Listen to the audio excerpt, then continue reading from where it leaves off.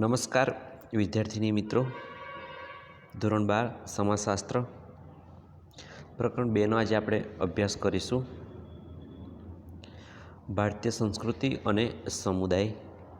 વિદ્યાર્થી મિત્રો, આગળના એકમમાં આપણે ધાર્મિક, સાંસ્કૃતિક અને આદિવાસીના વૈવિધ્યની જાણકારી મેળવી, ભારતની વિવિધતાને સમજી રાષ્ટ્રીય એકતા વિશે માહિતગાર થયા. હવે આપણે આ એકમમાં સૌપ્રથમ ભારતીય સંસ્કૃતિનો અર્થ અને સ્વરૂપ જોઈશું. ત્યારબાદ સમુદાયનો અર્થ અને પ્રકારોની સમજૂતી મેળવીશું. વિદ્યાર્થી મિત્રો, માત્ર કુટુંબના જ વડીલો નહીં, બધા જ વડીલોને લોકો માન આપે છે, પગે લાગે છે. તે તમે જોયું છે ને? અતિથિ દેવો ભવ, ઘરે આવેલ મહેમાનોની આગતા સ્વાગતા કરી તેમની કાળજી લેવાતી હોવાનું જોયું છે ને? આ ઉદાહરણ જ ભારતીય સંસ્કૃતિનું પ્રતિબિંબ પાડે છે. ભારતીય સંસ્કૃતિના આવા ઘણા બધા મૂલ્યો ભારતીય સંસ્કૃતિને ખૂબ જ વિશાળતા અપાવે છે. ભારતીય સંસ્કૃતિ અને સભ્યતાનો ઇતિહાસ હજારો વર્ષ જૂનો છે. ગંગા નદીના પ્રવાહની જેમ તે સતત પ્રવાહિત રહ્યો છે. સમય જતાં તેમાં નવા નવા તત્વો સમાતા ગયા અને આજે 21મી સદીના પ્રારંભે ભારતીય સંસ્કૃતિ અનેકવિધ પાસાઓને સમાવતી ભાતીગળ સંસ્કૃતિ તરીકે ઉપસી આવી છે. ભારતીય સંસ્કૃતિના ઘડતરમાં અનેક લોકોએ સહયોગ, બલિદાન આપી પોતાની વિશિષ્ટ પ્રતિભા દ્વારા તેને અમરતા બક્ષી છે. તેથી જ તો અન્ય પ્રાચીન સંસ્કૃતિઓ નામશેષ થઈ ગઈ, પરંતુ ભારતની પ્રજાએ પોતાનો સાંસ્કૃતિક વારસો જાળવી રાખ્યો છે. વિશ્વમાં ભારતની સંસ્કૃતિ પ્રાચીન અને ભવ્ય ગણાય છે અને વિશ્વગુરુ બનવા તરફ પ્રયાણ કરી રહી છે. તો સૌપ્રથમ આપણે જોઈએ ભારતીય સંસ્કૃતિનો અર્થ કે એની વ્યાખ્યા. તો ભૂપેન્દ્ર બ્રહ્મભટ્ટ દ્વારા જે ભારતીય સંસ્કૃતિની વ્યાખ્યા આપવામાં આવી છે, તો જોઈએ કે ભારતીય સંસ્કૃતિ એટલે માનવતા, સહિષ્ણુતા, વિશાળતા, એકતા, બિન સાંપ્રદાયિકતા અને સાતત્યના લક્ષણ ધરાવતી સંસ્કૃતિ છે. એટલે કે ભારતીય સંસ્કૃતિમાં માનવતા જોવા મળે છે. આપણે એક હું માનવી, માનવતા આવતો એ જે ભાવનાને આપણી સંસ્કૃતિ સિદ્ધ કરે છે. સહિષ્ણુતા, એકબીજા પ્રત્યે આપણે પ્રેમભાવપૂર્વક વર્તન કરીએ છીએ, એકબીજા પ્રત્યે આપણે સારો ભાવ રાખીએ છીએ. વિશાળતા, આપણો દેશ ઘણો વિશાળ છે અને આપણે બધા અનેક રીતે એકબીજા સાથે જોડાયેલા છે. આપણું હૃદય પણ એટલું વિશાળ છે કે જેને આપણે દરેક વ્યક્તિને આપણે સમાવી લઈએ છીએ. આપણામાં સહૃદયતાની ભાવના છે, આપણામાં એકતા છે. આપણે ઘણા બધા રીતે અલગ છીએ, કે મતલબ ધાર્મિક રીતે અલગ છીએ, સાંસ્કૃતિક આપણા અલગ છે, આપણી ભાષા અલગ છે, પણ તેમ છતાં આપણી સંસ્કૃતિમાં દરેક વ્યક્તિ હળીમળીને જોડે એકતા એક સંગઠિત થઈને આપણે લોકો રહીએ છીએ. આપણા દેશમાં બિન સાંપ્રદાયિકતા, કોઈ સંપ્રદાયનો દેશ નથી. આપણો બિન સાંપ્રદાયિક છે. તમે ઈચ્છો તે સંપ્રદાયમાં તમે માની શકો છો, તમે કોઈ પણ ધર્મ અપનાવી શકો છો અને સાતત્યના લક્ષણો ધરાવતી આપણી વિશિષ્ટ સંસ્કૃતિ છે, જે વિશ્વમાં ભારતને એક આગવું સ્થાન અપાવે છે. ભારતીય સંસ્કૃતિ લાગણીઓની અને બુદ્ધિની પૂજા કરનારી સંસ્કૃતિ છે. ઉદાર ભાવના અને નિર્મળ જ્ઞાનના સહયોગથી જીવનમાં સુંદરતા લાવનારી સંસ્કૃતિ છે. જ્ઞાનનું, વિજ્ઞાનનું સંયોજન કરી સંસારમાં સંવાદિતા પ્રસરવા પ્રયત્ન કરનારી સંસ્કૃતિ છે. ભારતીય સંસ્કૃતિ એટલે નિરંતર જ્ઞાનની શોધ કરવા સતત આગળ વધતી, જગતમાં જે કંઈ સુંદર, શિવ અને સત્ય દેખાય તેને લઈને વિકાસ પામનારી સંસ્કૃતિ છે. એટલે જ કહેવાય છે કે સત્યમ શિવમ સુંદરમ. તો આથી વ્યાખ્યા. હવે ભારતીય સંસ્કૃતિના લક્ષણો આપણે જોઈએ. તો એમાં પહેલું લક્ષણ છે સાતત્ય અને પરિવર્તન.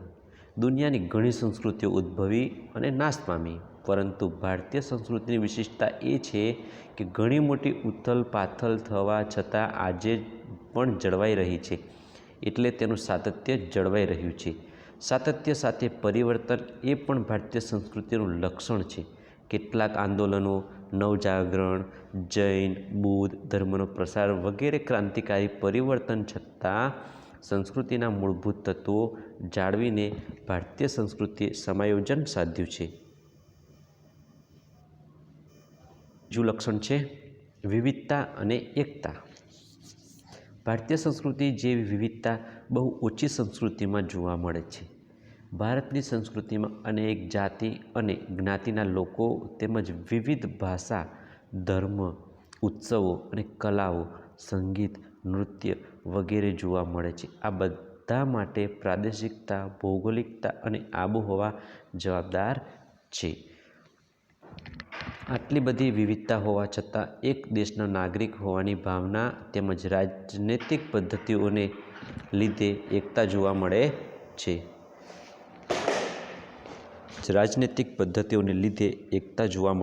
છે. ત્રીજું લક્ષણ છે બિનસાંપ્રદાયિકતા દૃષ્ટિકોણ. બિનસાંપ્રદાયિકતા, ધર્મનિરપેક્ષતા અને વૈજ્ઞાનિક દૃષ્ટિકોણ બંને અભિપ્રેત છે. ભારતીય સંસ્કૃતિમાં આ બંનેનું મિશ્રણ છે. ભારતમાં વિભિન્ન સંસ્કૃતિ ધરાવતા સમૂહો હળીમળીને સાથે રહે છે. ભારતીય સંસ્કૃતિ સહિષ્ણુતાનો ગુણ ધરાવે છે.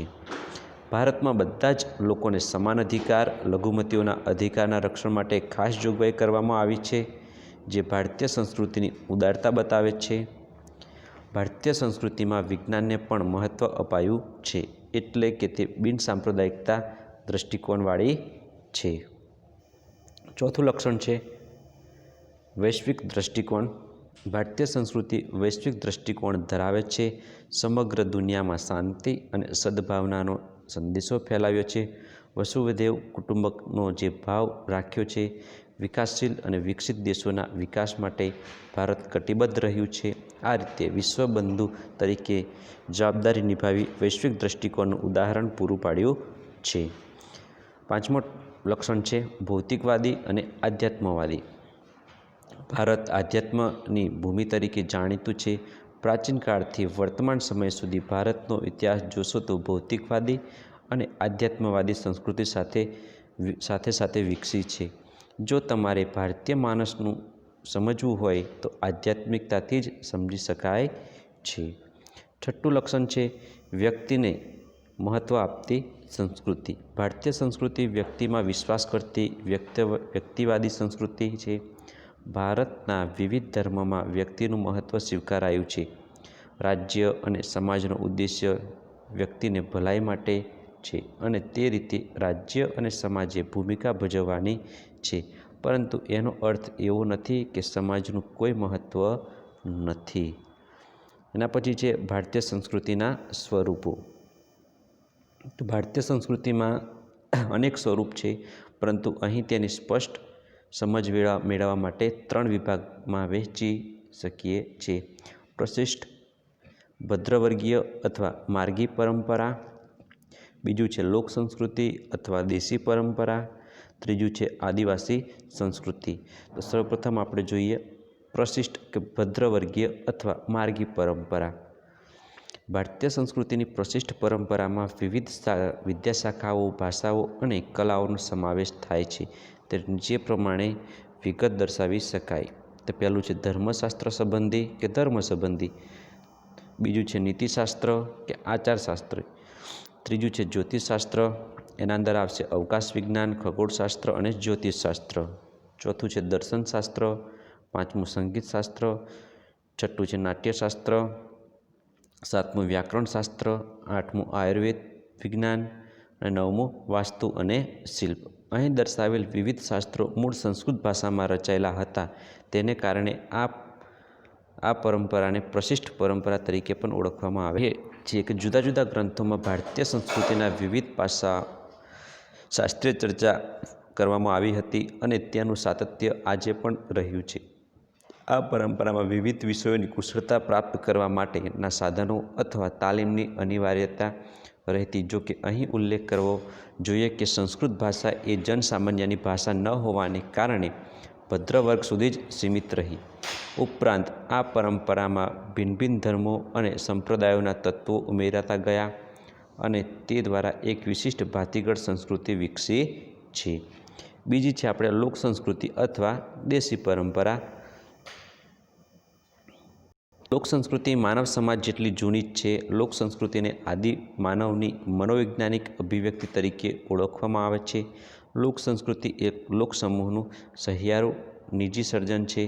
જનજીવન પોતાના રસ રુચિ, સવલતો, સુવિધાઓ અને ભૌગોલિક પરિસ્થિતિ અનુસાર કેટલીક પ્રણાલિકાઓ આરંભે છે, જે આગળ જતા રિવાજ અને રૂઢિરૂપે લોકજીવનનું મુખ્ય અંગ બની જાય છે. લોક સંસ્કૃતિ એ અત્યંત વિશાળ જીવનક્ષેત્ર છે. લોકજીવન, લોકકલા અને કસબ એ લોક સંસ્કૃતિના અંગ છે. લોક સંસ્કૃતિનો સાચો પરિચય મેળવવા માટે લોકજીવનનો અભ્યાસ જરૂરી છે.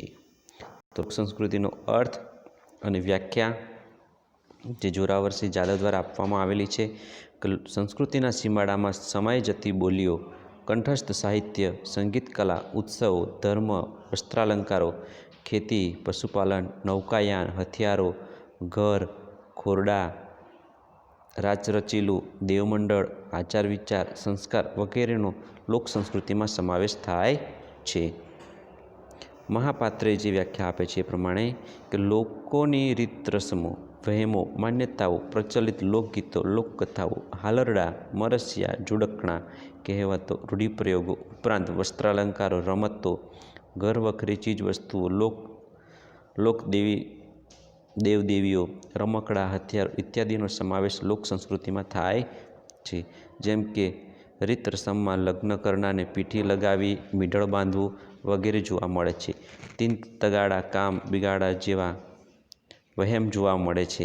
તો કંજુસાઈ કરી પૈસા ગણ્યા કરે તે વ્યક્તિ બીજા જન્મમાં ભમોડી એક સાપનો એક પ્રકાર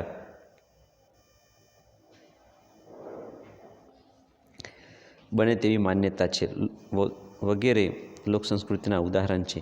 દીકરો મારો લાડકવાયો દેવનો દીધેલ છે જેવા હાલરડા, તેમજ ન બોલ્યામાં 9 ગુણ, બોલે તેના બોર વેચાય જેવી કહેવતો, આંખ આડા કાન કરવા, રાતાપીળા થઈ જેવા રૂઢિપ્રયોગો પણ લોક સંસ્કૃતિના ઉદાહરણ છે. હસુ વૈજ્ઞાનિક જે વ્યાખ્યા આપી છે એ પ્રમાણે કે લોક સંસ્કૃતિ એ લોકમાનસ અને સાહિત્યના પાયા છે. સભ્યતાનો વિકાસ અને સંસ્કૃતિની ઉપલબ્ધિ છે. બંનેની વિકાસ યાત્રા સાથે લોક સંસ્કૃતિ જોડાયેલી છે. કૃષ્ણદેવ ઉપાધ્યાયે જે વ્યાખ્યા આપી છે એ પ્રમાણે કે લોકવિદ્યાને લોક સંસ્કૃતિ તરીકે ઓળખાવે છે. લોકવિદ્યા એટલે લોકોએ પોતાના જીવન માટે જરૂરી એવી પોતે નિપજાવી કાઢેલી વિદ્યા કે જ્ઞાન છે જે લોક સમાજમાં ઉત્પન્ન થાય છે. ભારતની બહુમતી પ્રજા સદીઓથી લોક સંસ્કૃતિ સાથે સંકળાયેલી છે. આ પરંપરા મૌખિક રહી હોવાથી પુસ્તકોનો સીધો આધાર તેના વિકાસમાં જોવા મળતો નથી. એક પેઢી બીજી પેઢીમાં હસ્તાંતર દ્વારા તેનો સાતત્યપૂર્ણ વિકાસ થયો છે. ભૌગોલિક રીતે વિશાળ પ્રદેશ અને વિવિધ આબોહવા ધરાવતા ભારતમાં ભૌગોલિક વાતાવરણ મુજબ લોક સંસ્કૃતિ જોવા મળે છે. મહદ અંશે અર્થવ્યવસ્થાવાળા દેશોમાં અને ગ્રામ્ય પરિવેશમાં લોકગીતો, નાટ્ય સ્વરૂપો અને ચિત્રકલા વિકસી છે. આદિવાસી સંસ્કૃતિ અને લોક સંસ્કૃતિ આ સંદર્ભમાં ઘણું સામ્ય ધરાવે છે. વિભિન્ન પહેરવેશ, શૃંગારના ભિન્ન સ્વરૂપો, રોજિંદા ભોજનનું વૈવિધ્ય અને સાથે બાર ગાવે બોલી બદલાય એ ઉક્તિ ભારતીય સંસ્કૃતિના વૈવિધ્યને વ્યક્ત કરે છે. ગરબા અને ભવાઈ, પંજાબમાં ભાંગડા, મહારાષ્ટ્રમાં લાવણી, આસામમાં બિહુ વગેરેમાં જે તે પ્રદેશની લોક સંસ્કૃતિના દર્શન થાય છે. જો કે સામાજિક સંદર્ભ બદલાતા લોક સંસ્કૃતિનું સ્વરૂપ બદલાયું છે. ત્રીજું છે આદિવાસી સંસ્કૃતિ. આદિકાળથી આ ભૂમિમાં રહેતા આદિવાસીઓની સંખ્યા ભારતમાં નોંધપાત્ર છે. આદિવાસીઓની સંસ્કૃતિ આગવી ઓળખ ધરાવતી હોવાથી તેને જાણવી સમજવી જરૂરી છે. આદિવાસી સંસ્કૃતિને સમજવી હોય તો ભારતીય સંસ્કૃતિ સભ્યતાના સંદર્ભમાં જ જોઈ અને સમજી શકાય છે. આદિવાસી સંસ્કૃતિ શાસ્ત્રીય કે પ્રશિષ્ટ કે લોક સંસ્કૃતિથી જુદી પડે છે. જોકે આદિવાસી સંસ્કૃતિ લોક સંસ્કૃતિના ઘણા તત્વો ધરાવે છે, પરંતુ પ્રશિષ્ટ સંસ્કૃતિ સાથે અપવાદરૂપે સંબંધ ધરાવે છે. આદિવાસી સંસ્કૃતિમાં પ્રાચીન અને આધુનિક સંસ્કૃતિનો સમન્વય જોવા મળે છે. આદિવાસી સંસ્કૃતિની આગવી ઓળખ વર્ષો સુધી અંકબદ્ધ રહી, પરંતુ ખ્રિસ્તી મિશનરીની અસર તેમજ આઝાદી બાદની વિકાસ યોજનાને લીધે વિવિધ લોકોના સંપર્કમાં આવવાને લીધે તેમની વિશિષ્ટ સંસ્કૃતિ લુપ્ત થવાને આરે છે. તો આદિવાસી સંસ્કૃતિની જે વ્યાખ્યા આપી છે એ મુજબ ભૂપેન્દ્ર બ્રહ્મભટ્ટ દ્વારા જે વ્યાખ્યા આપવામાં આવી છે કે પ્રકૃતિ સાથેનો સીધો સંપર્ક અને પર્યાવરણીય સંતુલન જાળવતી જીવન રીતોને મહત્ત્વ આપતી સામૂહિક ઉત્સવ ઉજવણી નાચગાન અને સામૂહિક જીવનનું પ્રભુત્વ ધરાવતી સંસ્કૃતિ એટલે આદિવાસી સંસ્કૃતિ. આદિવાસીઓની જીવન રીતો, તેમના રિવાજો અને તેમની સરળ માન્યતાઓ આદિવાસી સંસ્કૃતિના દર્શન થાય છે. આદિવાસી સંસ્કૃતિના 4 લક્ષણ છે. એક છે કદમાં નાની, બીજું છે વિવિધતા, ત્રીજું છે વિશિષ્ટતા અને સ્વાવલંબન. આ 4 લક્ષણો આદિવાસી સમાજની ભૌગોલિક અને વસ્તી વિષયક પરિસ્થિતિ સાથે ગાઢ સંબંધ ધરાવે છે, જેની વિગતવાર ચર્ચા આપણે આગળના પ્રકરણમાં જોઈશું. સરસ, ચલો.